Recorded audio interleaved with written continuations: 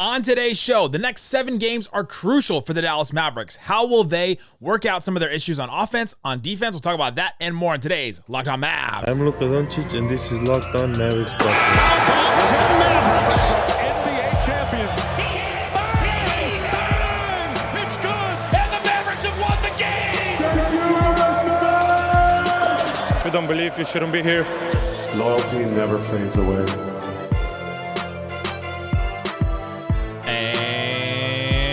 Welcome. You are locked on to the Dallas Mavericks. My name is Nick Angstadt, media member and NBA channel manager for the Locked On Podcast Network, your team every day. Thanks for being part of the show and making Locked On Mavs your first listen today, where the best way you can help us grow the show is to listen every day, leave a 5-star review, like the video, and comment anything below. Let me know in the comment section. The Dallas Mavericks are 19-15. They have a 7-game homestand. After that, will they be above or below 500? I'm curious what you guys think about that. Today's episode is brought to you by Game Time. Download the Game Time app, create an account, use the code LOCKEDON for $20 off your first purchase. Today, the Mavs have a 7-game homestand. I think I've heard that it's their longest in Mavs history. 7 games is a long time to be at home. They'll be at home for a couple of weeks, basically, at this point. They're home from January 3rd till January 15th. That's a while. And so I think this is crucial. Let's talk about their offensive issues that they've had lately. Let's talk about their defensive issues they've had lately. I found 3 key areas on defense that they have to fix up, or at least try to play respectable defense. Let's figure out what those are and talk about that. We'll talk about their offensive issues as well. The Mavs have one bad problem, and it actually is their offense. I'm going to tell you why their offense is broked when I'll talk about that. But let's start here. Thank you for all of you, part of the Raccoon Squad. If you're part of the Raccoon Squad, that means you listen every day. You're an everydayer. You're part of that crew. I appreciate you so much for listening to the show, for making 2023 an incredible year, for just making, continuing to make my dreams come true in this business. I did not expect to have this kind of a career in Mavs media. I did not expect to be welcomed so much by you guys. And so I appreciate each and every one of you. We amassed over 6 million views on YouTube in 2023. That's pretty wild. We amassed several million on the podcast as well. I'm not supposed to disclose those numbers, so I'll just leave it at several million. Let's leave it at that. But it is amazing to see those of you that have listened, that have watched, that have commented, that have come up to me at games. I'm in section 123. I have stickers that have Locked On Mavs stickers. I'll give them out to you. I love seeing people at games, and I just wanted to say thank you to all of you that have helped grow this community and have jumped into the chat and have sent questions on subtext and subscribed to subtext and have done the extra things, have commented, liked the video. All that helps grow this show, and I appreciate you all. Together, we had a transition of Isaac moving on from the show and bringing in Reggie and Slightly and Dana and all them, and bringing in new guests and all that. And so I appreciate each and every one of you. That will continue now that the holidays are past. We'll be back with Slightly will be back tomorrow on the show. Dana Larson will be back next week. Reggie will be back next week as well. And so then I'll start bringing on guests again now that the holidays and traveling is all gone. Again, just wanted to thank all of you for being part of that, being part of this community, the Raccoon Squad that we've built. Thank you, everyone. Okay, let's start here. The Mavs are 19-15. You're like, okay, feeling okay about where the Mavericks are right now, at least record-wise. You look at their next 7 games. They play at home.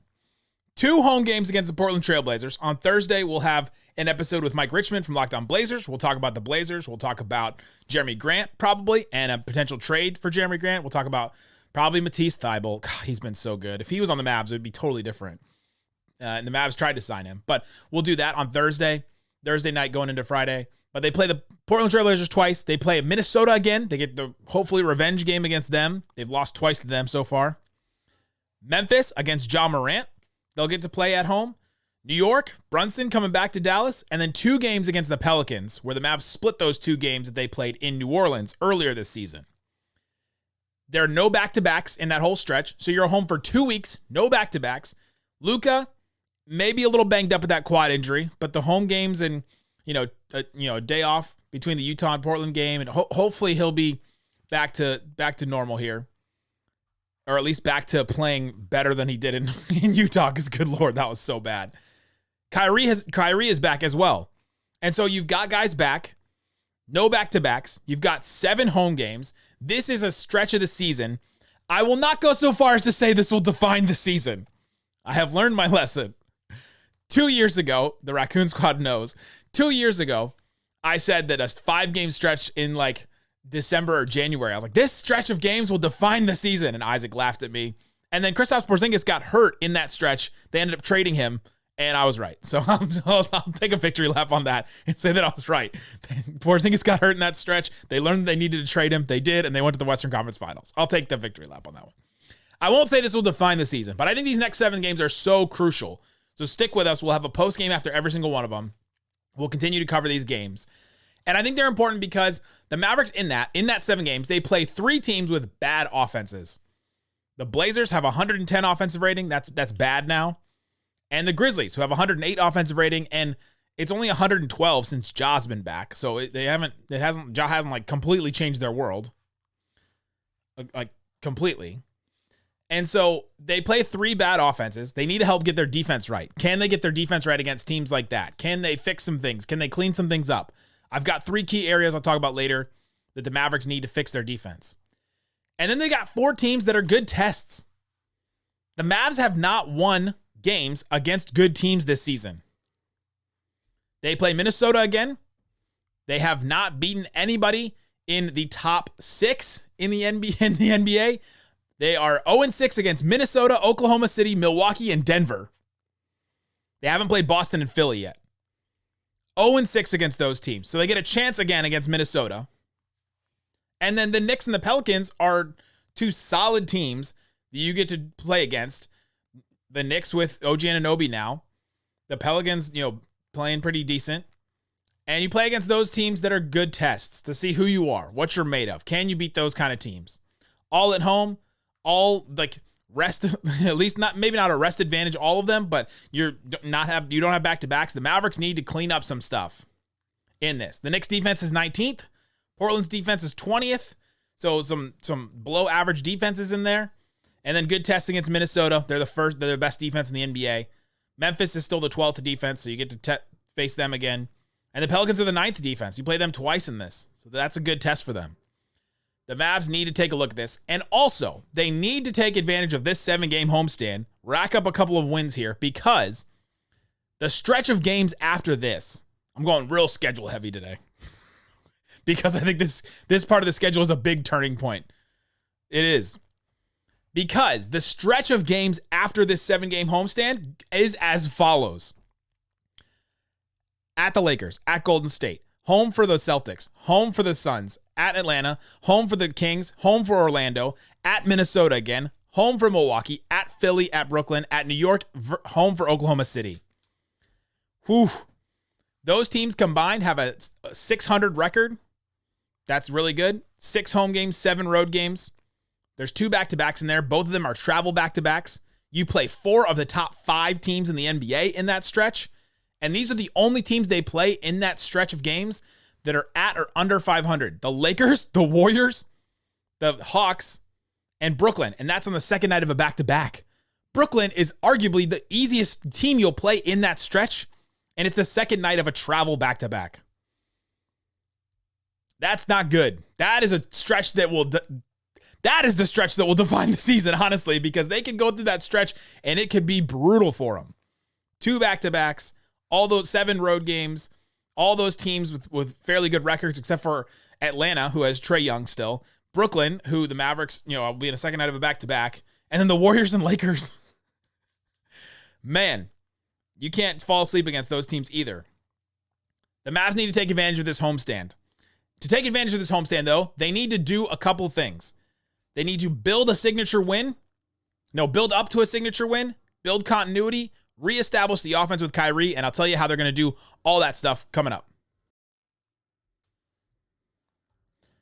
Today's episode brought to you by FanDuel. FanDuel Sportsbook has all kinds of props and odds and spreads that you can go check out. New customers get $150 in bonus bets guaranteed when you place a $5 bet. Go to FanDuel Sportsbook to see what you can put some money down on. Go check it out. See what's available for you. Let's see. Mavs Blazers. Mavs are 11-point favorite. Minus 600 on the money line. You can go check that out as well. They also have the parlay builder. You can go check out that. And a parlay is like when you combine a bunch of different bets together. Go to the parlay hub. If you go to the parlay hub, there's a bunch of different like parlays that have been built together that are like that a bunch of people have already built. And so you can just put money down on that. If you don't want to try to build it yourself, but you want to have a bunch of different little things to pay attention to during a game. For example, they've got a ton of college football ones. My family are huge Michigan fans. My mom grew up in Ann Arbor, and so we were watching the Michigan game, excited they're going to the national championship against Washington. Sorry for Texas. But they've got a bunch of those already built where it's like Blake Corum, anytime he scores a touchdown, Roman Wilson, anytime he scores a touchdown, Polk from Washington, anytime he scores a touchdown, McMillan for Washington, anytime he scores a touchdown. So if all four of those guys score touchdowns in the game, you win the parlay. So again, check it out, FanDuel.com/LockedOn. Place a $5 bet, and you get $150 in bonus bets. FanDuel.com/LockedOn.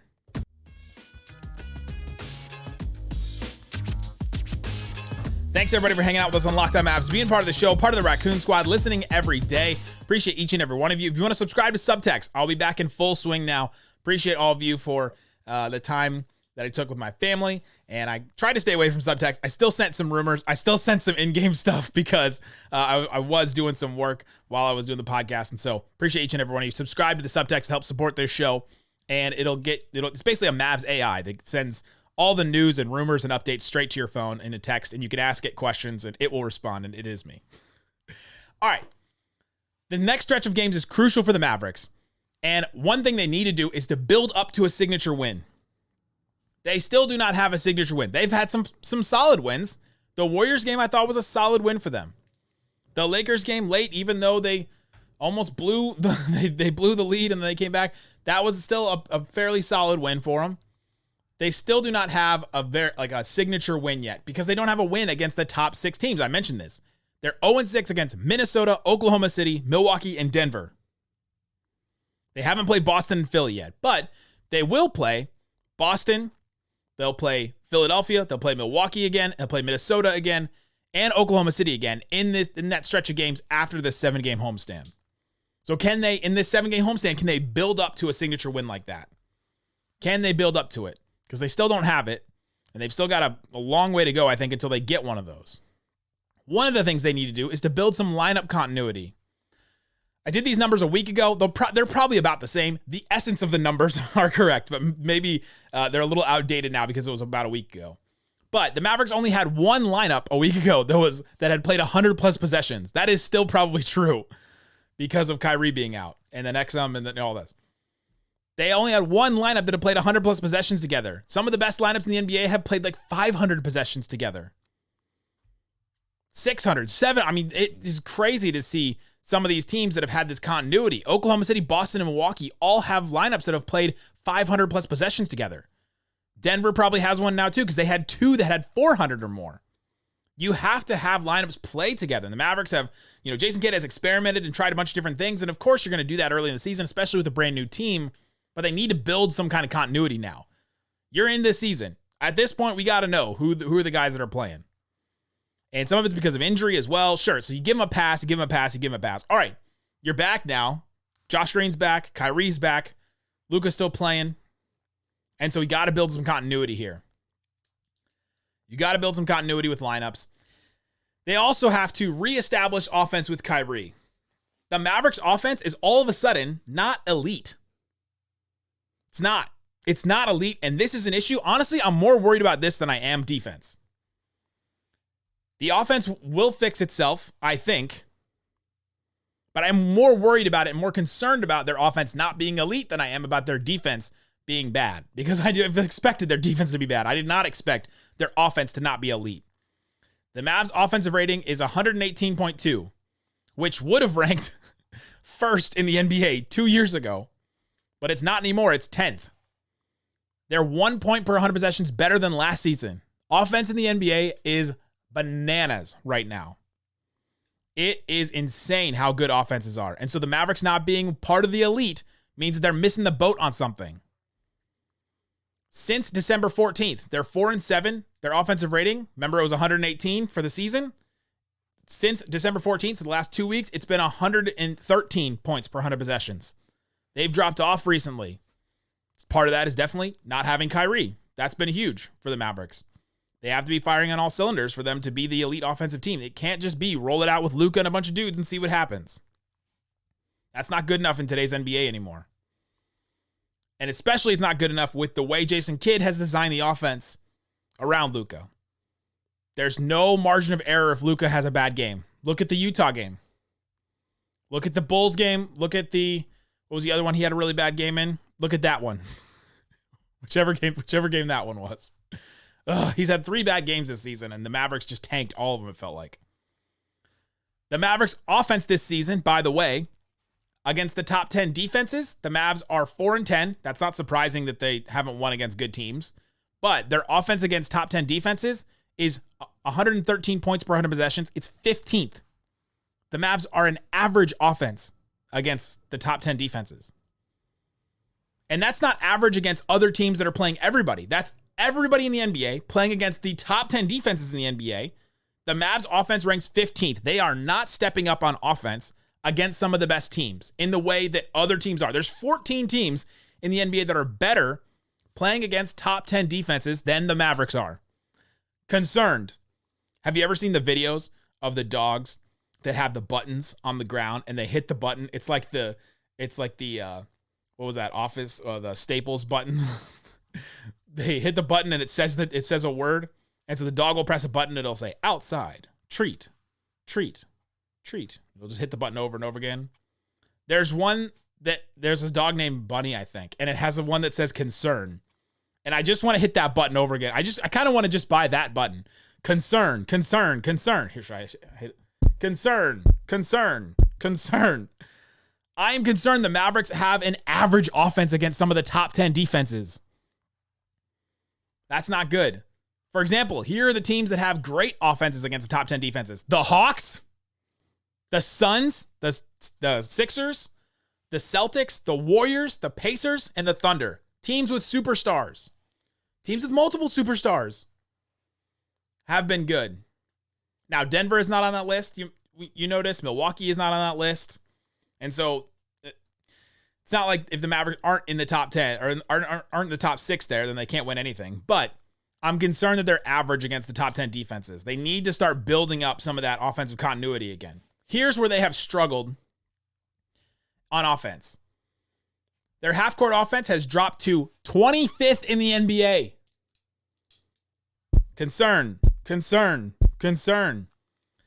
Recently, their three-point shooters are shooting really bad. Last 2 weeks, Tim Hardaway, 28%, Derrick Jones Jr., 27%, Grant Williams, 26%. The Mavericks are only shooting 26% of their shots at the rim. 30th, last. Not getting enough shots at the rim. Not creating anything that gets you shots at the rim. They're creating all these open jumpers, and then when they don't go down, you have 2 bad weeks of Tim Hardaway, Derrick Jones Jr., Grant Williams. Your offense tanks. Woo! That is a variable you do not want to be playing with. And the Mavericks are only running about 13% of their shots in transition. And they're 27th in that, in the amount of possessions they get. So they don't get out in transition enough. When they do get out in transition, they've been good. That's been positive. But they're still not getting out enough. Another concerning thing is the Mavericks. It's a concerning number, but I think that it could be a positive.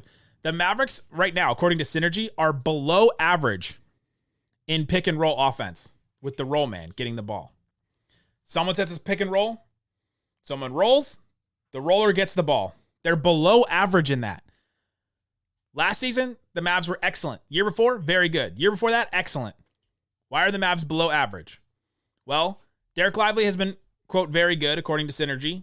Dwight Powell's been excellent. Those are their top 2 guys in the amount of possessions they get. Grant Williams is the 3rd, and he's been average. Everybody else has been poor. Even Rashawn Holmes, Josh Green, Tim Hardaway had a bunch of possessions, which I think should have been like picking pops, but the Mavs and Derrick Jones Jr., poor. Like all these guys, they've been trying a bunch of different ones, and they haven't been good. They haven't been going to Derek Lively, Dwight Powell, the ones that have been working in the pick and roll. And so they're a below average pick and roll team right now, which is weird. at least as far as the roll man getting the ball. So go to Derek Lively more on the pick and roll. Go to Dwight Powell more on the pick and roll if you're going to run out with Dwight Powell. But coming up, I'm done. I'm done with Dwight Powell. And the Mavs need to play respectful defense. I've got 3 areas the Mavs need to fix, and I'll talk about what those are coming up. Today's episode brought to you by Game Time. Game Time has all kinds of sporting events. They've got all kinds of theater events. I went to go see Les Mis over the break, and I got my tickets on Game Time. I went because they were the cheapest ones. Honestly, I went to a bunch of different sites. Sorry, Game Time. I tried. I didn't trust you. I didn't trust you, Game Time. I should have. But I went to a bunch of different sites. Game Time had the cheapest tickets on there. I just wanted to go and see it. I didn't want anything specific, and I knew exactly what to expect because Game Time shows me the view from my seat. So I said, all right, I'm way up in the corner, but I knew it going in because I had Game Time. You can use the code LOCKEDONNBA for $20 off your first purchase. They have all kinds of things as well. They got $20 tickets to the Blazers Mavs games coming up. So you can get that. You can check out that kind of stuff. Jay Farrow is coming in. He's got a bunch of really good impressions. They've got all kinds of different stuff. So again, check it out, gametime.co, or download the app. Go to Game Time, download the app, create an account, use the code LOCKEDON for $20 off your first purchase. Terms apply. Again, create an account, redeem that code. It's Locked On now. It's not Locked On NBA anymore. It's Locked On for $20 off. Download the Game Time app. Last minute tickets, lowest prices, guaranteed.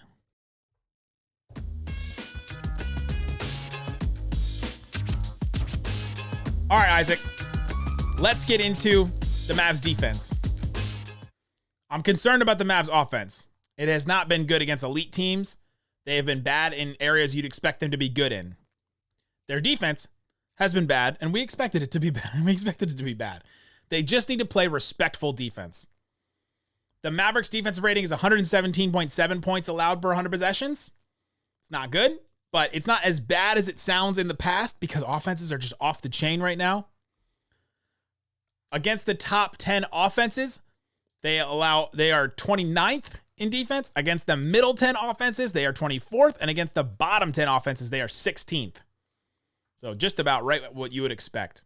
Here are the 3 issues the Mavericks have on defense that they need to clean up and respect. And this is, to me, all on coaching. There have been people in the comments, call out Jason Kidd. Tell us what a terrible job Jason Kidd has done. All right, here it is. Jason Kidd and the Mavs coaches need to clean these things up because these are bad.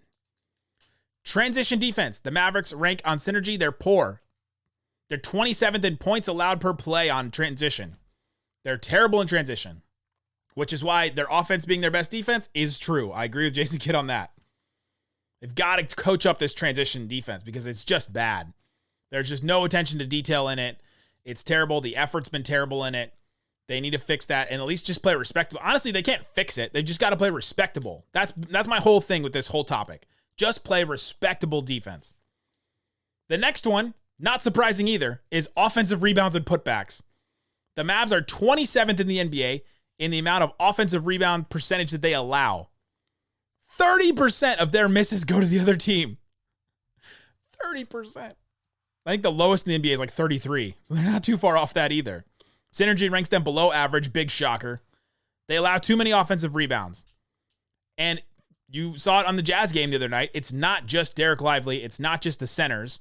It's guards. It's wings. It's all these guys. They've got to, Jason Kidd, change the way you guys are doing offensive rebound. Change the intention of rebounding because you've just got to finish plays on defense. You've got to finish these plays. Go back to the beginning of the season. What did you try to teach in training camp? During this homestand, get some practices and teach that again because it's not working. Whatever the plan was, it's not working. They're terrible on offensive rebounds. The last one, get ready for this one. Cuts. They're getting destroyed in cuts. They're 27th in the NBA in points per possession allowed on cuts. Synergy ranks them poor. That's the lowest one. That's the bottom. That's the Washington Wizards. That's the worst. That's the Detroit Pistons. The worst when it comes to cuts. They're just not paying attention. They're just not watching. Coach them up. Change something. Getting destroyed on cuts. God bless. They're doing great in 3 categories. Spot up. Synergy ranks them excellent. They're doing well defending spot ups. They're good against ISOs, and they're good against pick and roll ball handlers. They've got that covered. They get destroyed on cuts. How? Here's one thing that's obvious right here. Another obvious on defense. Mavericks defensive rating with Dereck Lively on the court, 114. Let's go. The Mavs have at least one look that they can put out there that is good defensively. Dereck Lively on the court. When he leaves the court, 120 points allowed per 100 possessions. Terrible, awful, garbage. Pistons, Wizards. Dwight Powell on the court, 121.1 defensive rating. The Mavs are 5 points per 100 possessions worse on defense. Last year, the Christian Wood versus Dwight Powell debate was raging on, and I was defending Dwight Powell like I was Bobby Carralla. Shout out to Bobby Carralla. I was defending him because the Mavs were better when Dwight Powell was on the court. They were 7 points per 100 possessions better when he was on the court. This year, not the same. Dwight Powell is not the same player. He has not played the same. He's not fitting with that group as well. It's time for Richaun Holmes. I'm done. I don't see it. I've been watching Hell's Kitchen, and Chef Ramsay sometimes will look at a chef. It's a competition show where they cook and they're trying to win the all these different competitions, cooking competitions, and then they serve a dining room, and you have to see how they lead and how they work with other people and how they cook dishes and if they can keep up with everybody else. And at the end of the day, Chef Ramsay has them all stand in a line, and he has two of them call each other out, and then they stand in front of him, and he either tells them to take off their jacket and leave, or he tells them to get back in line. And a lot of times when he wants somebody to leave, he goes, I'm not seeing it. I don't get it. I'm there with Dwight Powell this season. I don't get it. I'm not seeing it. Take off your jacket and go sit down. It's time for Richaun Holmes. We got to just see it because the bench defense is so terrible. Tim Hardaway and Dwight Powell on the court together, 121 defensive rating. The bench defense is getting destroyed. I said that a month ago, and they're still playing those two. You can't do it. You got to change something. And I think it's time for Dwight Powell to sit. It's time for Richaun Holmes to get more of a chance. He's just not bringing enough.